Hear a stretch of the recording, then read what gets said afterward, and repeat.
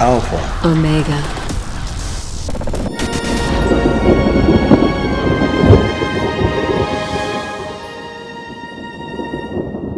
Spellwork Mastery.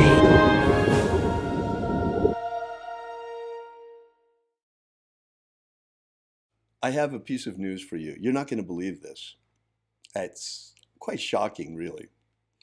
You know that you've seen our videos. You know that we provide once a week free magic teaching videos to the public. And we use some of your questions as part of what we do. Also from the Golden Dawn class, we also use some of the footage from there in order to produce these weekly videos. Well, we restream these videos on a bunch of different platforms. Altogether, we've 14 channels right now, I believe. So we restream every hour and on the half hour. So it's really easy to find our work. And the thing that really sort of surprises me is the increasing censorship at Facebook. Oh yeah, it's really starting to get oppressive. It's really, and it's really quite irrational, like an irrational child. I guess they have finally turned on the AI and it's Right. trying to learn now. But check this out. You're not going to run into this if you are just posting on Facebook or who knows what else. But the only place we have ran into it is in live stream titles. Could be other video titles too. Don't know. If you upload it, I'm not sure if you're going to run into the same thing. But for sure with live stream, if you stream to Facebook and you include the word spells or spell in the title, for sure they will censor it. The stream in groups will be censored. Yes. Will be disconnected, quarantined.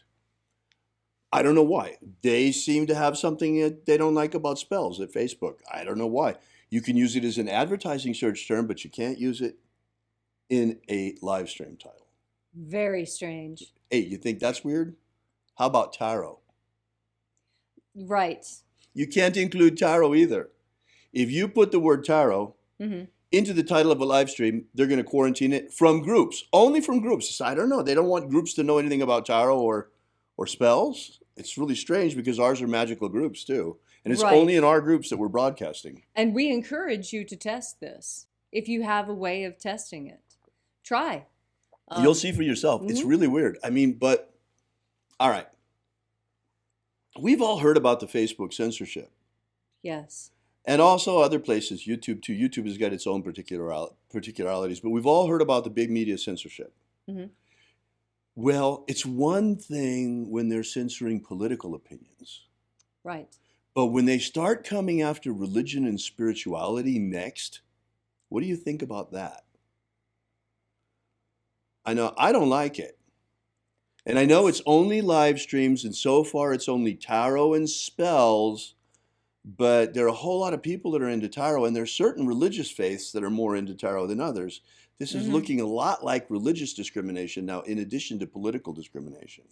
And witches really, really take offense to this because spellcasting and divination are two of what we consider to be our goddess-given rights to celestial and divine knowledge. You know, witches are different from others in that we believe that the things that we as humanity learn as part of our culture and as part of what we hand down and teach our children, we believe that that comes to us from the mind of the goddess, and that each person has the capacity to get in touch with that. And we do that through things like spells and through divination with tarot cards. And so the fact that these two words in particular are being harangued by Facebook makes my blood run cold. I can imagine. Because we've seen this sort of thing before, and it does not ever end well. You know, and as a Christian bishop, I don't like it either. I mean, okay, sure, today they're coming after the Wiccans. Are we next as Christians? I don't know what's going to happen. It's not good. I mean, come on. Why are they censoring tarot and spells? It makes no sense at all. No. not any logical sense unless you apply the filter of. They're just applying censorship and trying to get us ready to accept it. It's ridiculous. We still live in America. This is the land of the free. Yes. So far, we have freedom of speech and freedom of religion. And what you must remember is that the rights that you do not exercise will be the first ones taken from you. So if you've never been a person who speaks out against religious persecution before, now is a great time to be inspired by what's happening and make the decision to stand against it. Yeah, this is the time. I mean, we can't accept this. They're getting us used to incremental, more and more creeping totalitarianism. It's boiling the frog. And that's why, we're bringing this to your attention right away. The minute that it starts, it was one thing when they were censoring political opinions. But when they start censoring words having to do with one religious affiliation rather than another, and particularly also as a Christian magician, I'm also very concerned about this because it's targeting the magical community specifically. Yes, and even those Christians who cast spells and who use tarot, and I assure you there are a great number of Christians who do these things and are still keeping within the confines of what they consider to be upright Christianity. Right. I mean, today they're coming after spells. What is it tomorrow? Prayer? If they target spells today, hey, they target prayer in China. Don't kid yourselves, guys. Just because we're not experiencing religious persecution here yet in the United States does not mean that we won't. I mean, big tech is leading the way in censoring religion in China. In China today, if you practice Falun Gong, the old Taoist, a modern version of old Taoist practice, you can be arrested, incarcerated, put into a re-education camp, and even have your organs sold if you're unlucky. Yes. So, I mean, it's not like religious persecution doesn't exist. So here in the United States, Leslie and I are very, very sensitive to these things. So we're sounding the alarm early. It's bad enough that they've been censoring political points of view on big tech, but now they're starting with religion as well. And that's too far. Yeah, it's one step too far. No American should put up with that. We shouldn't put up with it. We shouldn't have to put up with it. Now, I know there are a lot of people out there who think, well, they're private companies. They can do whatever they want. Well, that's not exactly true. Can the telephone company decide, okay, we don't like who you talk to, so you can't have a cell phone? That's because they're public utilities. Then there's another question. There was Marsh versus Alabama was the court case where the Supreme Court decided that freedom of speech is allowed in the public square, even when that's a privately owned public square. All right. Marsh versus Alabama was a case decided by the United States Supreme Court in which it was ruled that a state trespassing statute could not be used to prevent the distribution of religious materials on a town's sidewalk, even though the sidewalk was part of a privately owned company town. The court based its rulings on the provisions of the First Amendment and the 14th Amendment. You see, this was a company town in Alabama. They used to have these company towns. Leslie can tell you all about that. I intend to say a few things about company towns. Go ahead. Okay. Being from West Virginia, I am very well acquainted with the idea of the company town. In fact, my family did work and live in a company town, and that's where I was born, in a place called Welch, West Virginia. Right. The town that I was living in was one of the small, you wouldn't really call it a suburb. It was just, there were little pockets of houses because the valleys are so narrow that there's really genuinely not a lot of places to build houses. And these houses all came prefab on the train. So you have the railroad tracks going through, and then where the railroad tracks are, you have houses, and they would simply lift off these box cars that were trailers and then drop them and hook them in. Sometimes with the bigger houses that the company people owned, because they're workers and then there were the company employees. And they were treated very differently. The company provided everyone with housing if you worked at the mine, Hmm. And if you were just a coal miner, then you got one of the single wide trailers. But if you worked for the company as part of the office or part of the managerial staff, white collar, then you got a double wide set on top of a concrete basement. It was really quite luxurious for the time and for what was happening. But it was all owned by the town. You had a telephone, we had schools, and the grocery store was very much like Walmart is today, except it had a second story, and up in the top was where all the offices were, where they kept track of what everyone owed to the company store, because invariably you would run out of diapers or peaches or milk or bacon or whatever, Right. a new pair of socks. At one point, you could even purchase dynamite at the company store, Oh, wow.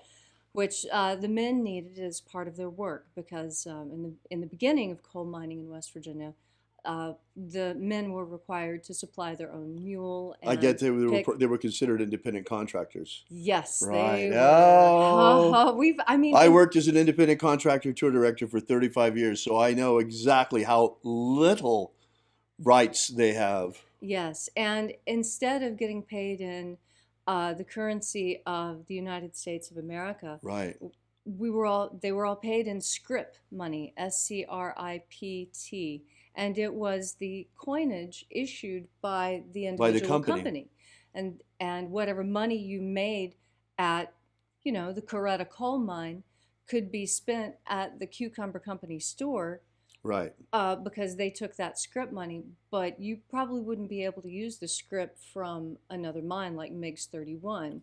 Right. That's So you from a could different. only, the money they paid you in money, you could only use in their own store, in other words. Yes, at of Wow. course greatly inflated prices, Wow. requiring people to go into debt, and And then comes all the stories of the people that were in debt to the company store, yes, What was that song, 16 tons, and what do you get? Another day right. older and deeper in debt.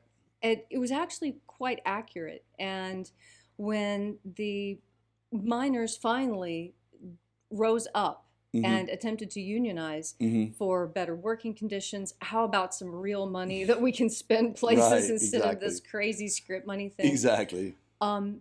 The fighting actually became so severe that the federal government was called in.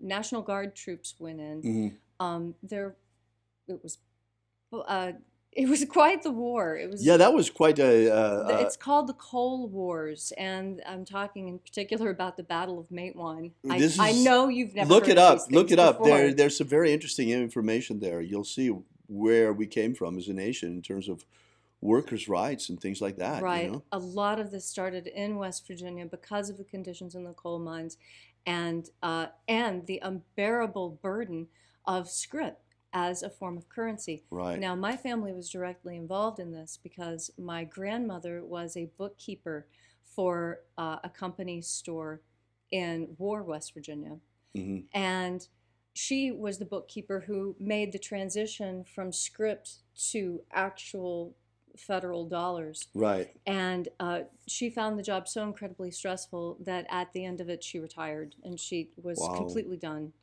She said she could not bear to look at how deeply indebted every single Oh, citizen wow. of War was, and it broke her heart, and she couldn't work anymore, and she left. My goodness. So they were actually, this is a form of indentured servitude. Indentured servitude, Yes. look it up, guys. This is a form of slavery. It's a form of slavery wherein you indenture yourself for a certain number of years and then you get your rights back at the end. Right. Now, this is being foisted. Look at credit cards today. Americans, whether you realize it or not, many of us are indentured servants to the bank. Yes. And students, my goodness, the poor students, they come out of university with so much student loan debt. They are indentured servants for the rest of their lives. Many. Yes. Yes, they are. And how do you purchase your first house when you come out of college with the amount of debt that a first house is equivalent to? Right. It's incredible. Yes, it really is. So here you see, folks, I'm not making this up. Marsh versus Alabama is a decision that was already made by the Supreme Court. Yes. And they held that even though it was a privately owned public square, the First Amendment still applied. That's our situation on big tech. Even though they're privately owned companies, they are, by their own admission, they provide a digital public square. And even though that digital public square is privately owned, that does not mean this is a constitution-free zone. This is nonsense. This needs to be cleared up in the courts. We need to get our rights back. We Americans have freedom of speech. The internet is not a constitution-free zone. We have freedom of religion. The internet is not a religion-free zone. And when people like Facebook start censoring words like tarot and spells in Livestream, they are dangerously close to the edge. Absolutely. Right. So it's time to stand up. Write to your congressman. Ask them what's being done to protect your First Amendment rights on the internet. What's being done to update the Bill of Rights for the digital age. What we need is, perhaps an updated digital Bill of Rights for the 21st century. Yes. So that the Bill of Rights are fully exercised on the internet again. But we really do need to do something about this, because the way this is going, it's not going to end well. Have you ever wanted to gain real magical abilities so you can become the master of your destiny? Do you wish you could get the ancient secret key for free so you can build the life of your dreams? If you've wanted more out of life, to become all that you can be, physically, romantically, financially, spiritually, then you need to take action and get this right now. That's right, and for free, but it won't be available for much longer. So go right now to thescienceofmiracles.com and get started. Achieve the prosperous life you want for yourself. Gain ultimate life mastery.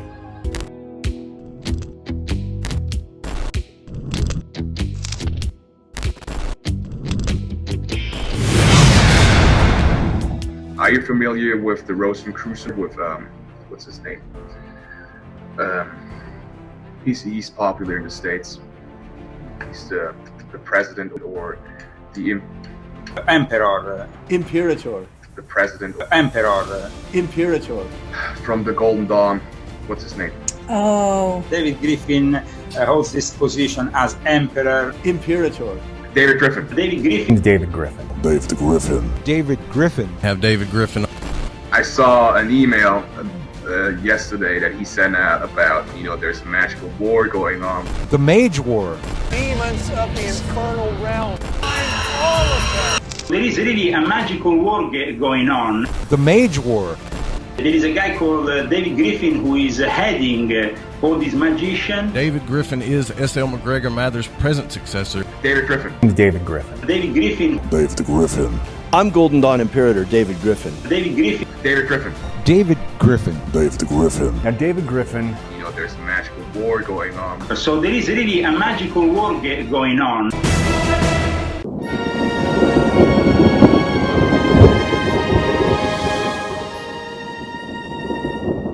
Spellwork Mastery. Alpha Omega.